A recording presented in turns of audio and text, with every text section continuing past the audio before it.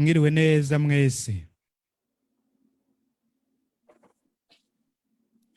Turashikiriye ibitabo vy'abami. Kwa kane twarasozereye, kwa kane uheze twasozereye ibitabo vya Samueli. Dushikiriye ikindi kimani kigira kabiri. Ibitabo vya Samueli bigize ikimani. N'ibitabo vy'abami nyene bigize ikindi kimani.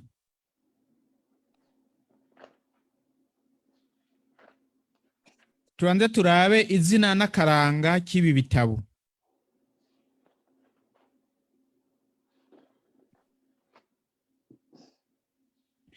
Ikimani c'ibitabo bikurikira, ikimani c'ibitabo c'ivya Samueli citwa abami canke ibitabo vy'abami. Ndacise ikimani kubera yuko abahinga mu gutohoza ivya Bibiliya bemeza ko kera cari igitabo kimwe rudende.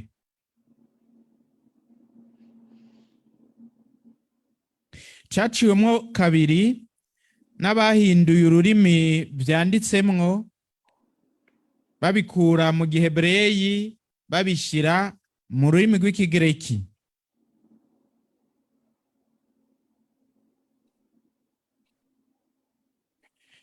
Nico catumye ivyo bitabo bicika bibiri, ubwa mbere cari kimwe. Mbere bavuga yuko ibi bimani uko ari bibiri, ikimani c'ibitabo vya Samueli n'ikimani c'ibitabo vy'abami vyari bigize igitabo kimwe gusa.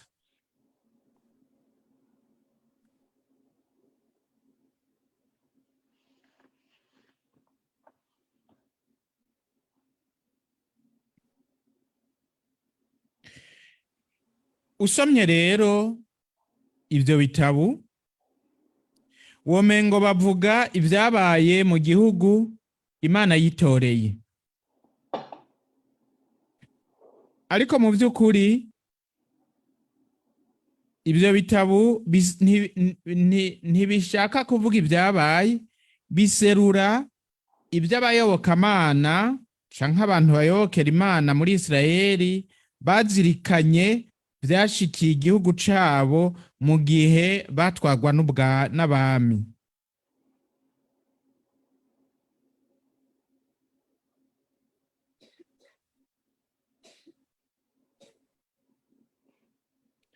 Ivyo mu Gifaransa bita la réflexion théologique. Kuko ibintu biraba abantu bakabira kuko bamwe bafise ukwemera abandi badafise ukwemera.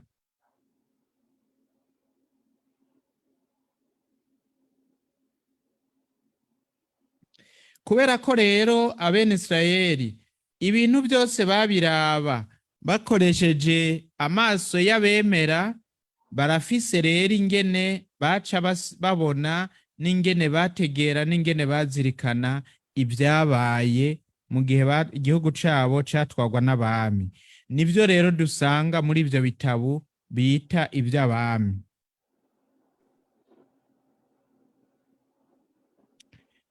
Ivyo bikaba ivyerekeye izina n'akaranga k'igitabo. Ubwa kabiri, ingene ico gitabo cubatse.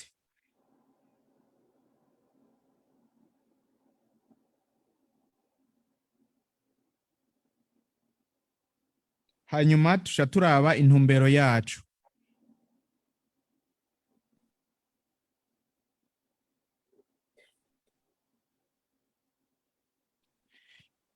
Ico kimani c'ibitabo bibiri vy'abami kigizwe n'ibihimba bikuru bikuru bitatu.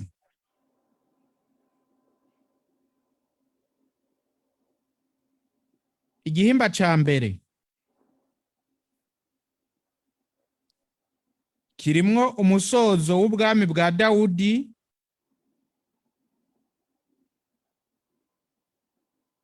n'ivy'igihe c'ubwami bwa Salomo.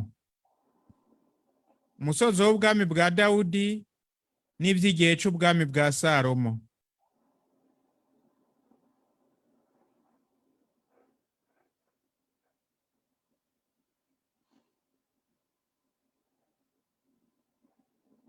mubisoma mu gitabo ca mbere c'abami kuva ku kigabane ca mbere kugeza ku kigabane c'11.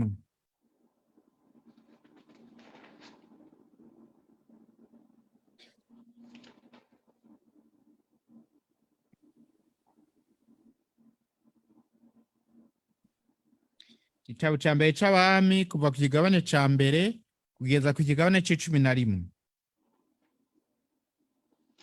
Igihimba ca kabiri.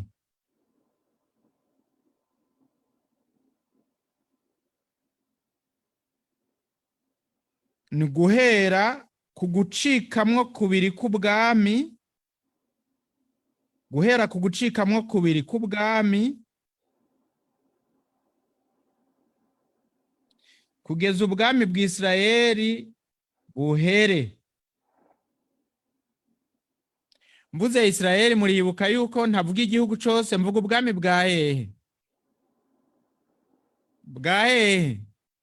Bwa ruguru. Kuko ubu turi ku bwami bubiri. Guhera ku gucikamwo kubiri k'ubwami kugeza ubwami bw'Isirayeli aribwo bwami bwa ruguru buhere.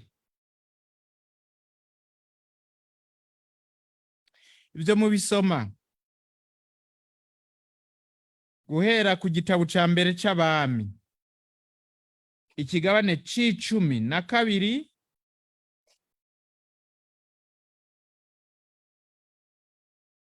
ukabandanya mu gitabo ca kabiri c'abami kugeza ku kigabane c'17. Igitabo ca mbere c'abami guhera ku kigabane c'12 ukabandanya gushika ku gitabo ca kabiri c'abami kigabane ca 17. Ni ukuvuga kuva ku kigabane ca mbere gushika ku kigabane c'17.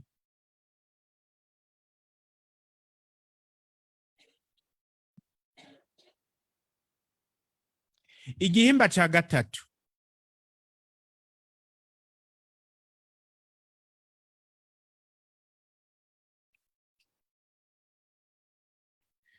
Kuva ubwami bwa Isirayeli buheze gushika ubwami bwa Yuda buheze.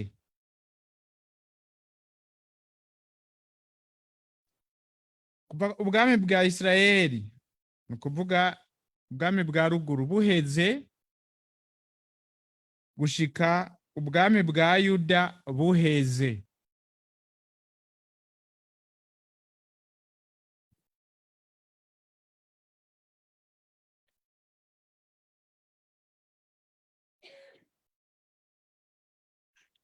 Ivyo biri mu kigabane uhera ku gitabo ca kabiri c'abami ikigabane ca 18 gushika ku ca 25.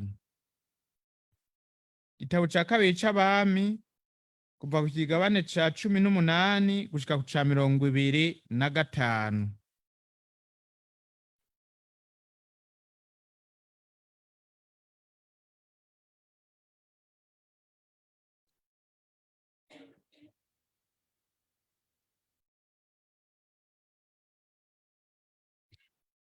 Uko niko iki gitabo cubatse. Ariko rero naho ivyo bitabo bivuga ivyashikiye igihugu mu gihe catwagwa n'abami, usangamwo ubisomye neza ubisangamwo ibindi vyinshi bivugwamwo.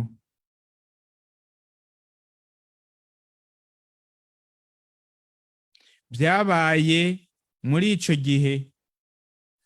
Uri ivy'umuryango wa Dawudi,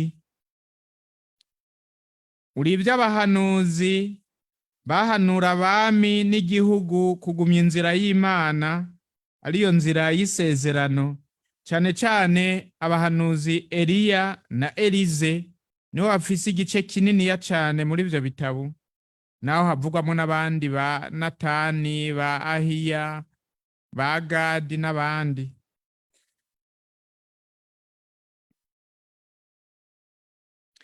uri ivyerekeye igisagara ca Yeruzalemu, uri ivyerekeye ingoro y'Umukama yari yubatse i Yeruzalemu, yubatswe na Salomo, n'ibindi vyinshi.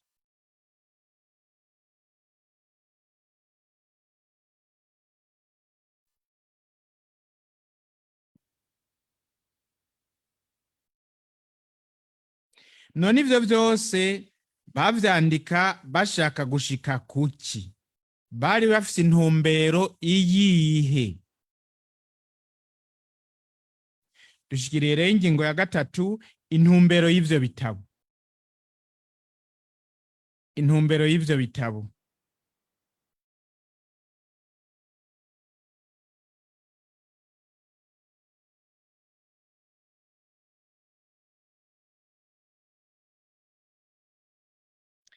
Intumbero y'ibitabo vy'abami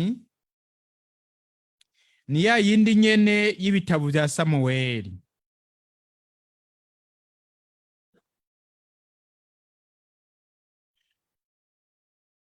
Uwanditse ivyo bitabo ashaka kwerekana ingene ukuyoboka Imana muri vyose ari byo soko ry'amahoro n'ukuroranirwa kwa Isirayeli bene uguhangama ku ngoma k'umwami. Ukuyoboka Imana muri vyose niyo soko ry'amahoro n'ukuroranirwa kwa Isirayeli bene uguhangama ku ngoma k'umwami.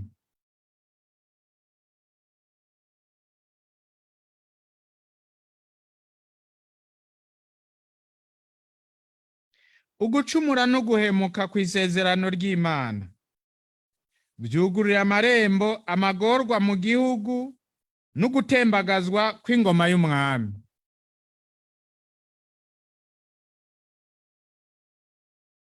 Murumva ivyo bintu bibiri birafatanye, bigize intumbero imwe. Nivyo ibi bitabo bishaka kwerekana.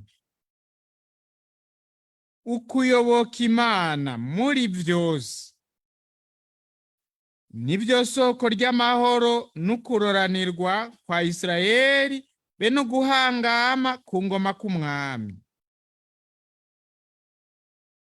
Igihushane c'ivyo ugucumura n'uguhemuka kw'isezerano ry'Imana kugurura amarembo amagorwa mu gihugu n'ugutembagazwa kw'ingoma y'umwami. Yensiri ingoma y'umwami itembagajwe, murumva n'umwami atembagarana nayo.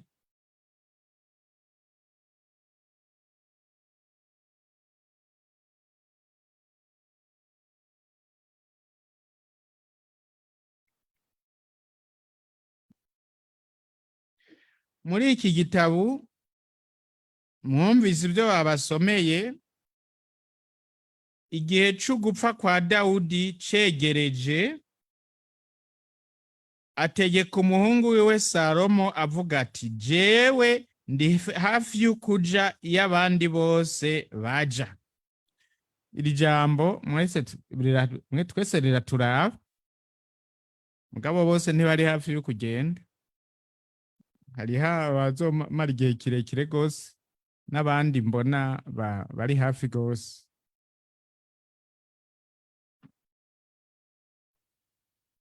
Jewe ndi hafi y'ukuja iyo abandi bose baja. Komera uba umugabo, urazigama. Aha rero nihacamo, murumva ya ntumbero y'igitabo. Urazigama amabwirizwa y'Umukama Imana yawe, ugendere mu nzira ziwe, uzigame amategeko yiwe, imigenzo yiwe n'ingingo ziwe n'ibyo yashinze, nk'uko vyanditse mu mategeko ya Musa. Niwe uzotunganirwa mu vyo uzokora vyose n'iyo uzorora hose. Ubwa mbere murumva uri rwa ruhande rw'amahoro no gutunganirwa. niho umukama azorangura ijambo yambwiye ati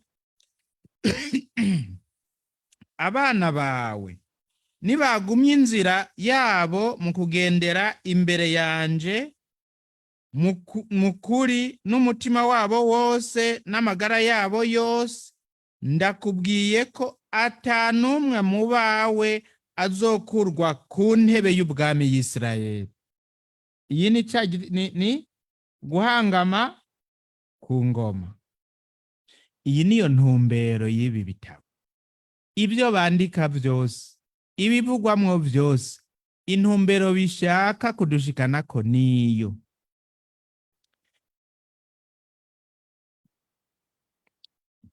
Ukuyoboka Imana muri byose niryo soko ry'amahoro n'ukuroranirwa canke gutunganirwa kwa Isirayeli be no guhangama ku ngoma k'umwami.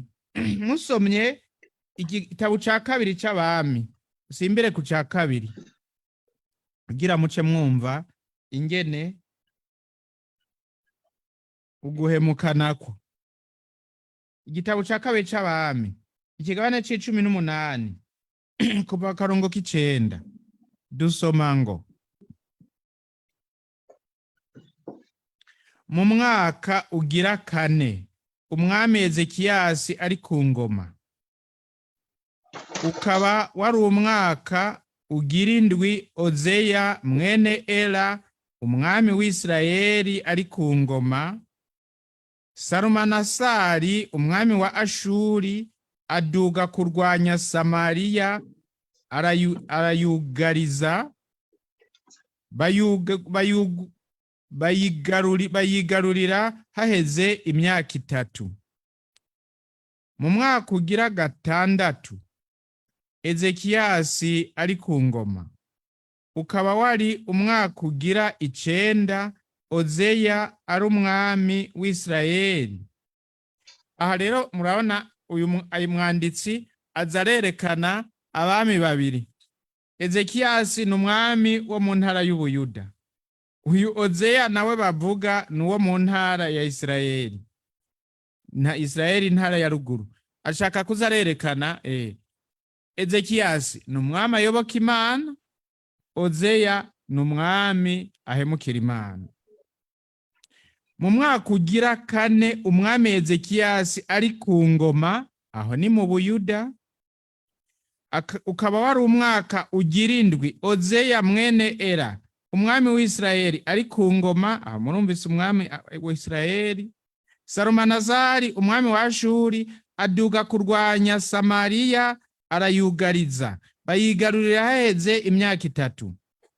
Mu mwaka ugira 6 Ezekiyasi ari ku ngoma, aho ni mu Buyuda, ukaba wari umwaka ugira 9 Ozeya ari umwami w'Isirayeli, niho Samariya yafatwa. Umwami wa Ashuri ajana Isirayeli muri Ashuri kuyigira imbohe,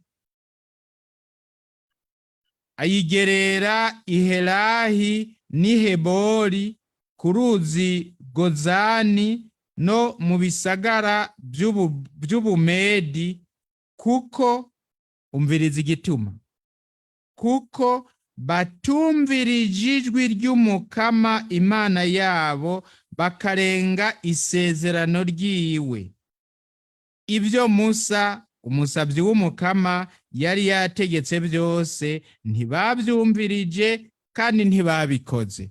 Nico gituma ico gisagara cyabo cyatewe kirasamburwa, abantu baho batwagwa kugirwa imbohe muri Ashuri. Ubuhemu, ugucumura n'ubuhemu n'uguhemuka ku isezerano ry'Imana byugurira amarembo amagorwa mu bihugu no gutembagazwa kw'ingoma y'umwami. Murumva kubera ubwo buhemu amarembo yarugururiwe, umwami Sarumanazari wa Ashuri araza arabatera igisagara, aragisambura, aragifata, abantu abatwara kw'imbohe. Uko niko kandi iri jambo ngo ntibumvirije isezerano ry'umukama, ngo bakoze ikibi mu maso y'umukama. Abahinga babiri bavuga ngo rigaruka muri ibi bitabo birigaruka 33 kose, kuko batumvira ijwi ry'Umukama bagahemuka ku isezerano, bagakora ibibi mu maso y'Umukama. Niryo riguma rigaruka. Iyo niyo ntumbero y'igitabo. Mwayumvise neza? Mwayumvise neza? Iyo ntumbero y'ibyo bitabo iserura rero ingene abayobokera Imana muri Isirayeli basoma ibiba n'ibishikira igihugu cabo n'abami bagitwara. Niko babisoma, kuko umuntu azi ubwenge ibintu biraba agasoma. Murumva abakunda gusoma nk'ubu babiyumviraho hava baca, si ibyo mvuga. Gusoma ni ukuvuga kuzirikana, kwihweza no gutegera insiguro y'ibiriko biraba, kwihweza no gutegera insiguro n'intumbero insiguro n'imvo n'imvano y'ibiriko biraba, kugira ngo barabe ibintu gutyo, babisome batyo. Babitutumwa n'iki? Byava kuki?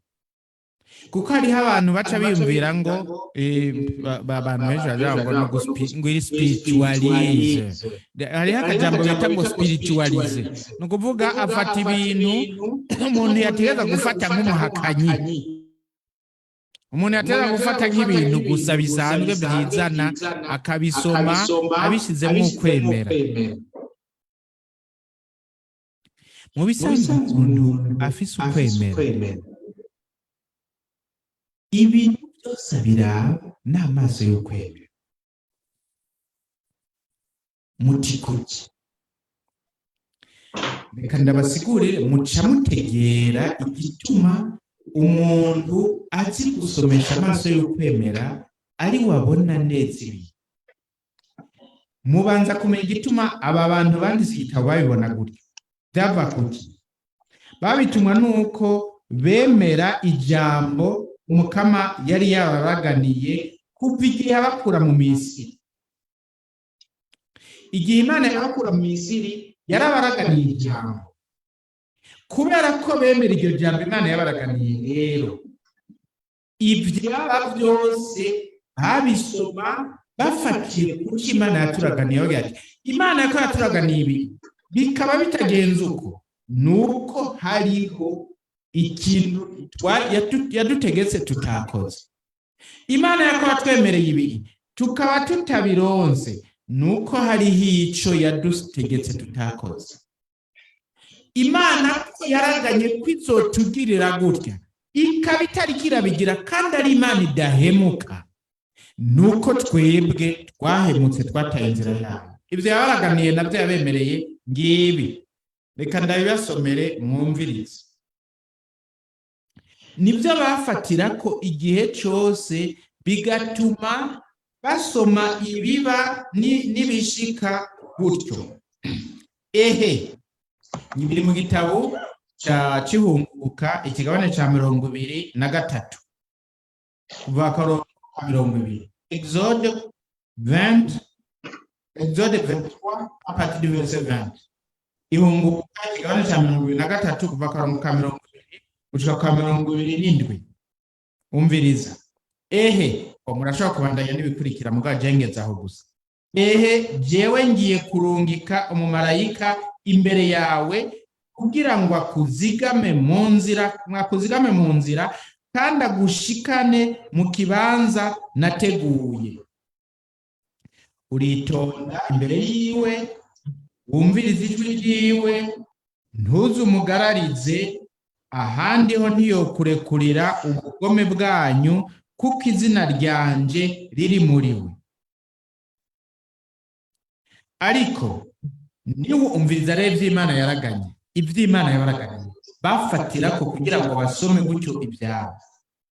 Ariko niwumviriza neza ijwi ryiwe, ugakora ibyo ndakubwiye byose, nzoba umwansi w'abansi bawe, ndwanye abakurwanya. Nkako umumarayika wanje azokuja imbere, akwinjize iw'umu Emori, iw'umuheti, iw'umuperisi, iw'umukanahani, iw'umuhivi n'iw'umunyebusi. Ninamara kubatikiza, ntuzovugamire imana zabo, kandi ntuzozikorere. Ntuzogire nk'uko bagira iwabo, ahubwo uzotegerezwa kuzihornya, umenagure n'inkingi z'amabuye zazo. Nimwakorera umukama imana yanyu, azohezagira ibyo kurya byawe n'amazi yawe, kandi nzokwigiza indwara kure yawe. Mu gihugu cyawe ntawe uzokorokesha inda canke ngo abe ingumba. Nzokugwiriza iminsi y'ukubaho. Nzotera ubwoba imbere yawe, nzojuragiza abantu b'intara zose uzokwinjiramwo, nzotuma abansi bawe bahindukiza umugongo baguhunge. Aleluya. Murumvise ibyo Imana yaraganye? None Imana irabesha canke ivuga ukuri? Irabesha canke ivuga ukuri? Ibyo iraganye irabikora canke ntibikora? Nico gituma rero uyu muntu yanditse, uyu mwanditsi w'ibitabo by'abami abonye ibi Imana yaraganye bitariko biraba, yacamuga ati Imana ntihemuka kuciraganya, ntibesha kandi ntihemuka. Ko rero ibyo yaturaganiye tutariko turabibona, ingo intambamye ntiziri wayo, ziri ku ruhande rwacu. Ibibuza ko turonka ibyo yaturaganiye siyo yahindutse, nitwe twahemutse. Ko abansi baduteye, kandi Imana yavuze ngo nzoba umwansi w'abansi bawe, ngwanya abakugwanya. Ko baduteye rero kandi bakadutsinda, nukuvuga ko twebwe tutakiri kumwe n'iyo Mana, twarahemutse kw'isezerano. Murumva ingene babisoma? None ibyo nibyo canke sibyo? Nibyo canke sibyo? Eko nibyo.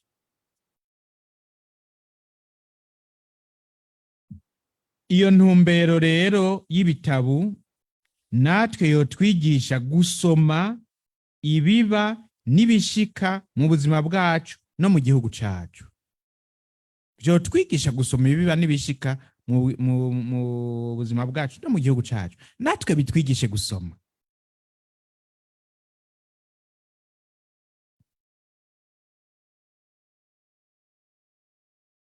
Nkako umugambi Imana ifitiye abantu bose n'ibihugu byose ni umugambi w'amahoro no kuroranirwa.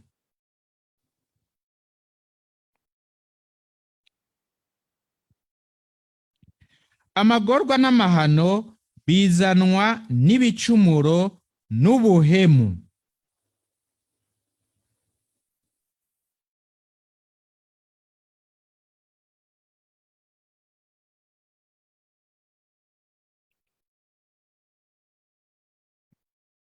Ico abantu rero benshi badategera nuko hari ushikirwa n'ibintu agaca avuga ngo none jewe nakoze iki? Ngo mbe nakoreye iki Imana kugira ngo ibi binshikire?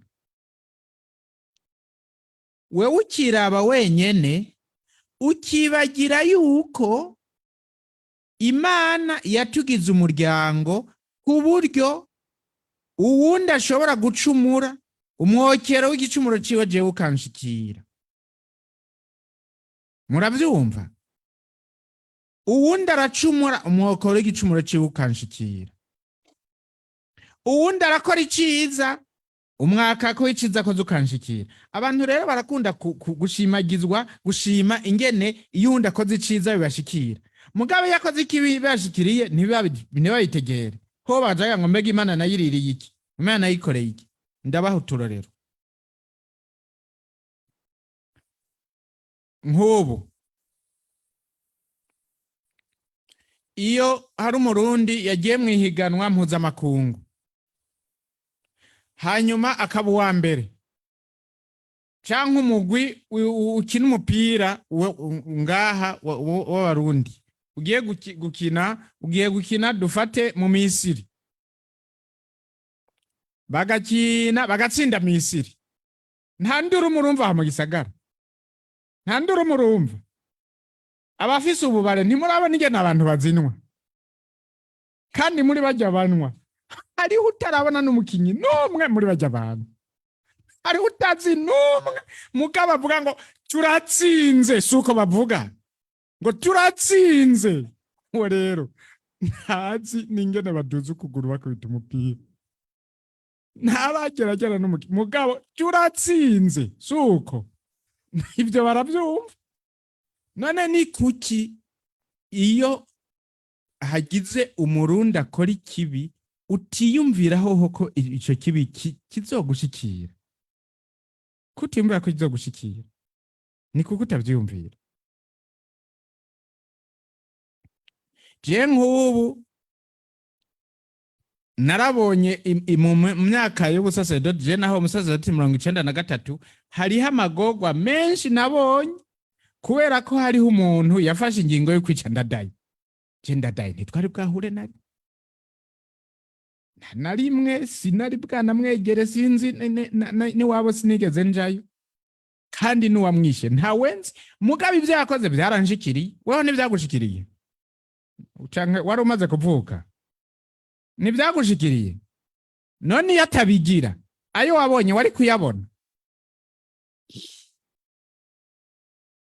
Ni byiza kumenya. Imana rero yashatse kwereka bene Israeli yuko bagize umuryango, ko igicumuro umwe akoze gishobora gutuma bose bagira ingorane. Ngo umuryambwa bumwe agatukisha umuryango.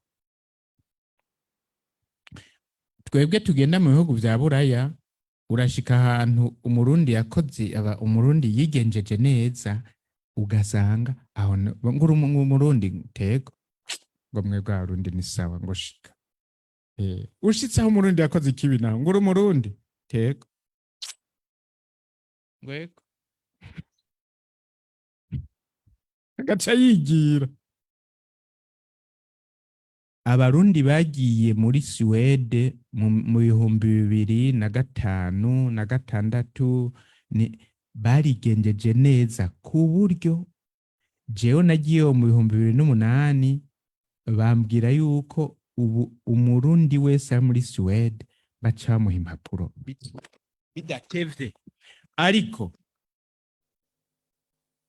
bihugu abandi baba mu bindi bihugu baciye biyita bose abarundi. N'abasomali biyita abarundi, abanyekongo n'abarundi, abanyarwanda ngo n'abarundi, abatanzania ngo n'abarundi, bose baciye biyita abarundi. Voilà, kubera abarundi bashitse hari ubwa mbere bigenjeje neza. Kandi hari aho je naciye umuzungu waharambwe ati mwebwe abarundi turabemera. Nandi ntabwo nti si mwe mwenyene.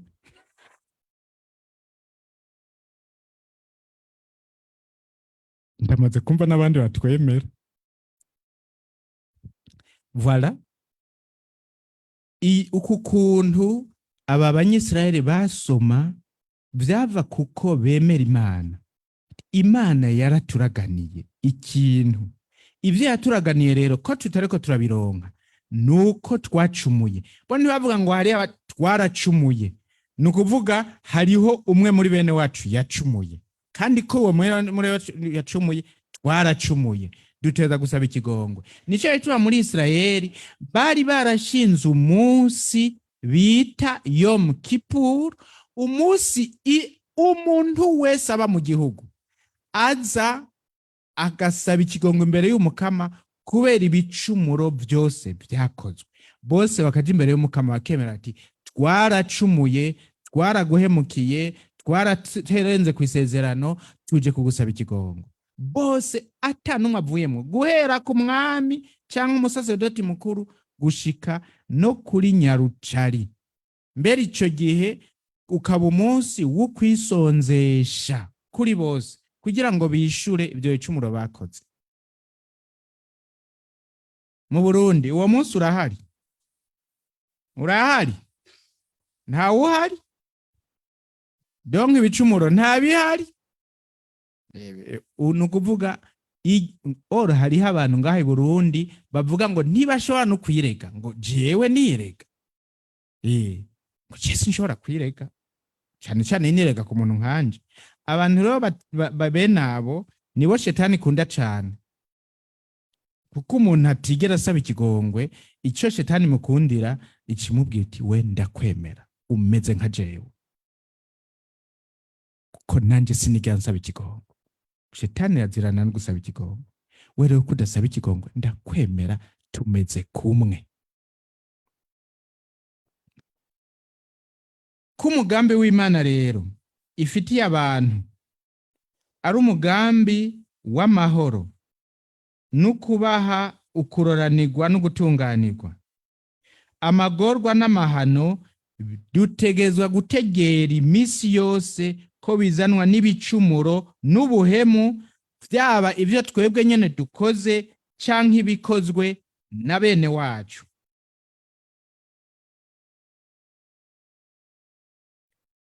Iyo rero abo bene wacu hoho ari abafise ubukuru, ari umwami, ari umukuru w'igihugu, ari umukuru atwara intara, ari umukuru atwara agacimbiri, ari nyumba kumi cyangwa ari serugo, iyo uyo mukuru afise iyo muntu acumuye cyangwa ahemutse afise ubukuru, icyo gicumuro ciwe umwokero wacu utegeza gushikira abo bantu bose ayoboye, kuko gumwe ruva ubukuru gakwira igihugu cose. Nico gituma muri Isirayeli bavuga yuko umwami acumuye igihugu caba kigowe, kuko yaba yugururiye amarembo abansi b'igihugu, bagaca rero bagitera. Kandi Imana nayo kubera ko abo bantu bamugize umwami wabo, Imana yacifata yuko uyo batowe ngo ababere umwami ko ari we yigenjeje gutyo, abatwara bose bigenjeje nkawe. Ubwo bukuru abafise ko utuma n'ico gicumuro akoze kibashikira. Si ukuvuga ko baba bacumuye, oya, mugabo inkwirikizi zaco zirabashikira bose. Nk'uko umwami ayobokeye Imana yazanira imigisha n'imihezagiro igihugu cose, niko umwami ahemukiye Imana yakwegera amahano n'amagorwa igihugu cose. Biro muvyumve ku mwami, muvyumve ku mutware uwo ari we wese, muvyumve ku ufise ubukuru ubwo ari bwo bwose, gushika no kuri serugo, gushika no ku ufise naho yoba atwara imbeba zo mu nzu.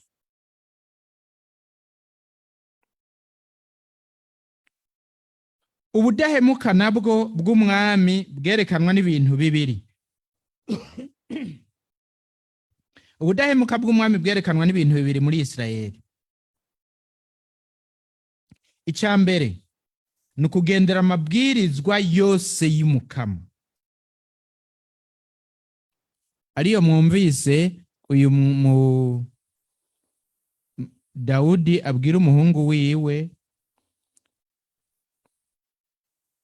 ngo urazigama amabwirizwa y'umukama Imana yawe, ugendere mu nzira ziwe, uzigama amateko yiwe, imigenzo yiwe, n'ingingo ziwe, n'ibyo yashinze byose, nk'uko byanditse mu gitabo c'amategeko ya Musa. Mvuze rero amabwirizwa ngomba kuvuga ivyo vyose Imana yashinze aha umwami Dawudi adondeye muri ubwo buryo bwose.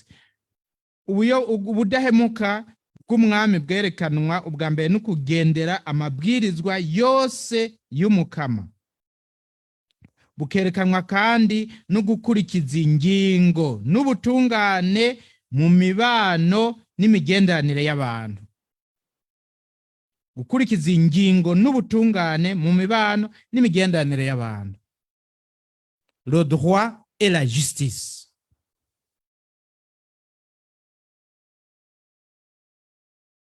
Akabikurikiza, akabigwanira, akabihagarikira. Umwami rero yagendera amabwirizwa yose y'umukama, akongera agakurikiza wenyene ingingo n'ubutungane, kandi akabihagararira, akabigwanira mu gihugu. Uyo niwe bita umwami w'intungane.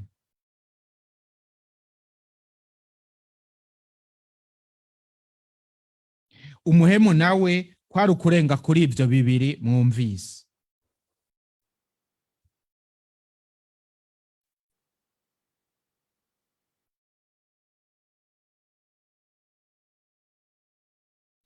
Uwubikurikiza rero yazanira umuryango wiwe n'igihugu cose amahoro n'ukuroranirwa n'ugutunganirwa imigisha.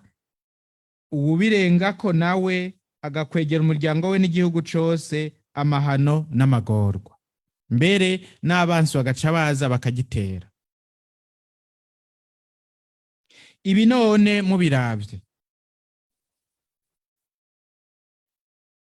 mukabiroresha ku gihugu cacu, ntavyo mubona?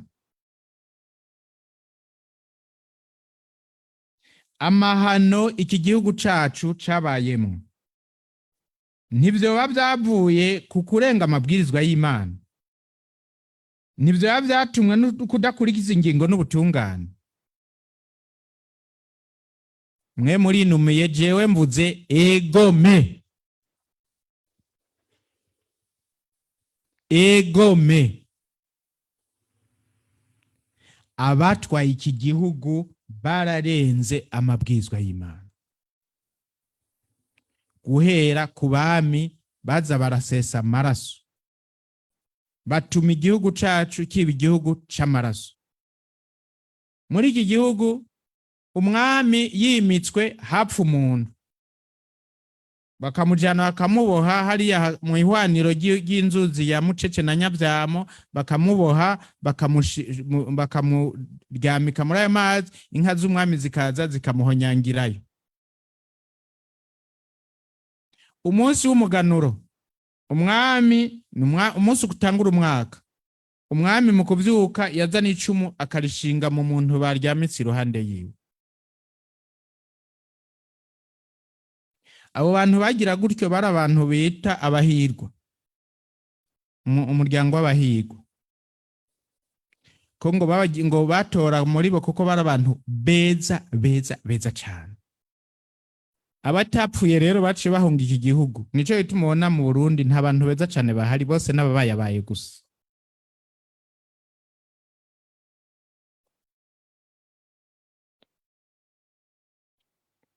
Abari beza cane barapfuye canke barahunze.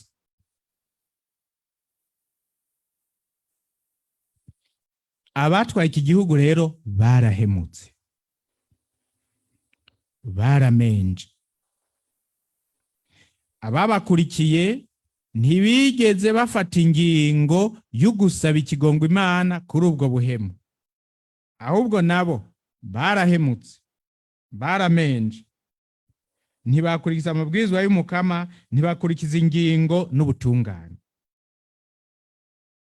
Kandi n'abahari ubu batagendeye amabwirizwa yose y'umukama, kandi ntibadakurije ingingo n'ubutungane mu kubaho kwabo n'imigenderanire y'abantu, bazoba bahemutse, bazoba bamenje, tuzoba tugowe. Aho rero ndiko mvuga abatwara, ndabaveko ngaruke kuri wewe na jewe. Tubwirizwa kwiga gusoma mu buzima bwacu. Tubwirizwa kwiga gusoma mu buzima bwacu. ibituzanira amahoro n'ukuroranirwa n'ibituzanira umudugararo, amagorwa n'amahano. Duhere ku byerekeye imbere mu mutima wacu. Urabisuzuma neza, uzosanga ukugira amahoro y'umutima n'ukuroranirwa mu kubaho kwawe, ukumva yuko ufise muri wewe l'harmonie, ico bita kugira amahoro imbere muri wewe, no kumva ko utunganiwe muri wewe imbere. Bisaba kwirinda igicumuro n'ikibi cyose. Bisaba kurinda igicumuro n'ikibi cyose kubera Imana. Bisaba kandi gukurikiza ingingo n'ubutungane mu migendanire yawe n'abandi. Ibyo bikurikije, ugumana amahoro muri wewe, umutima wawe uratekana, agatima mpanuzi kawe ntaco kakwagiriza, kandi naho abandi boba bafise ibyo bashaka kukwagiriza, wowe umutekanye. Mbere urashobora kubwira abantu uti ingo ufise icyanyagiriza naza kivuge. None umuntu ashobora kubwira abantu ufise icyanyagiriza naza kivuge, uwo muntu ntatekaniwe, uwo muntu ntafise amahoro. Gabo bisaba ko uyo muntu aba yirinda ikibi n'igicumuro, aba akurikiza ingingo n'ubutungane mu kubaho kwiwe. Ariko utangwe gukora amafuti, amanyanga, ubuhemu, ntibikunda. Ahubwo abantu baje ariruka, atirutse ntakaguma afoye, n'umajije ikintu ushaka kumbaza iki? Kubera iki aguma afise ubwoba bya bindi yakora canke yavuga canke yonona? Ibi rero byuko iyi ntumbero y'iki gitabo iraraba imiryango, biraraba ibihugu, biraraba abatwara ibihugu, biraraba umuntu wese mu kubaho kwiwe, mu migendanire yawe yiwe n'Imana, no mu migendanire yiwe n'abandi bantu. Ngiyi ntumbero y'iki gitabo, y'ibi bitabo by'abami. Ngaho aho ibitabo by'abami bigomba kuduhera umuco, naho bigomba kudushikana, kugira ngo natwe twamana amahoro no kuroranirwa no gutunganirwa mu kugendera amabwirizwa yose y'umukama, no gukurikiza ingingo n'ubutungane mu migendanire yacu n'abandi bantu. Muhorane umukama. Imbere ko baho umuhezagiro, nagomba ndabamenyesha inkuru nziza kuba batarayimenya. Nahora ndi umupatiri umwe ngaha muri foyer Bujumbura, none kuva kuwa kabiri uheze turi babiri.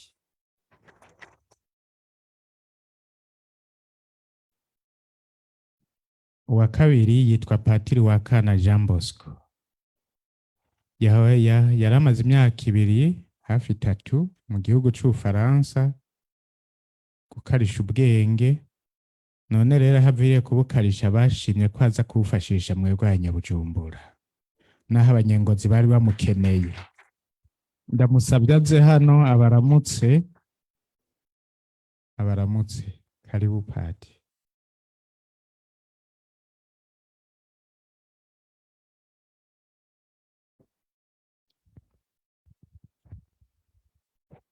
Guhera kuwa kabiri rero gushika igihe tutazi, ni umupatiri wo muri foyer de charité y'Ubujumbura, kandi siwe wenyene, turi babiri.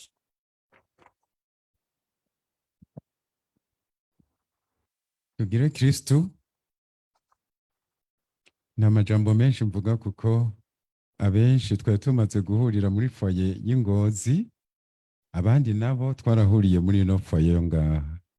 None rero ubutumwa narangura Ingozi nibwo nje kurangura no ngaha. Tugire Kristo.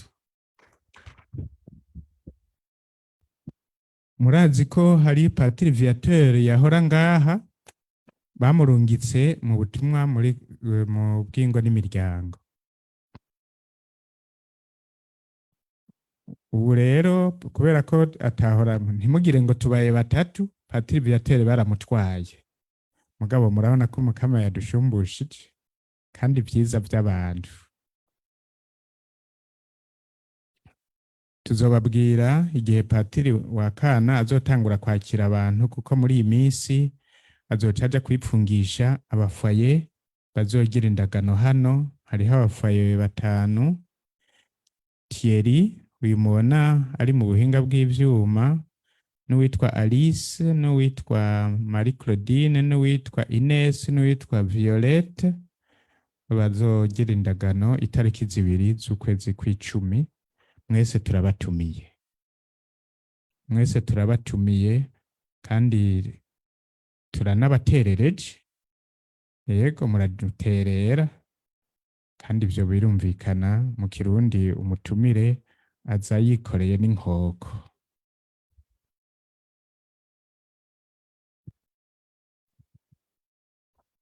Nimuhorane Umukama.